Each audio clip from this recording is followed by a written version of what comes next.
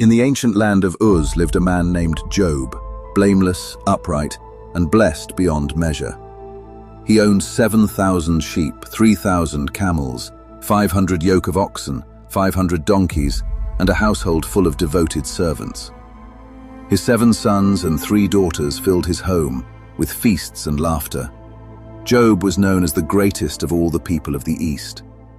Each morning he rose early to offer sacrifices, praying his children had not sinned in secret. Above, in the courts of heaven, angels presented themselves before the Lord, and Satan came among them. A sharp debate unfolded. Satan claimed Job's faith depended on his prosperity and challenged God to remove those blessings. God allowed a test, but with one solemn condition. Job's life was to be spared. Thus the scene was set. A faithful man, secure in blessing, now at the brink of a trial that would reveal the true depth of his devotion. In a single day, Job's world collapsed. A messenger arrived breathless. Raiders had swept off the oxen and donkeys and slain the servants.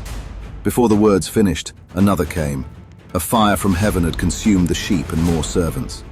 Then a third. Marauders stole the camels and killed more servants. Finally, the worst. A mighty wind struck the house where his children feasted, and it fell, killing them all. Job tore his robe, shaved his head, and fell to the ground in worship. The Lord gave, and the Lord has taken away. Blessed be the name of the Lord, he said, refusing to curse God.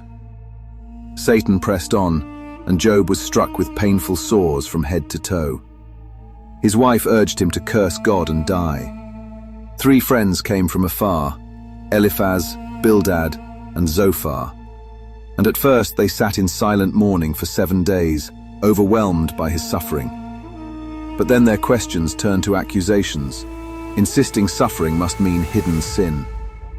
Through insult and agony, Job maintained his integrity and pleaded his case before God. From a whirlwind, the voice of the Lord answered, not with explanations, but with questions that revealed the vastness of divine wisdom.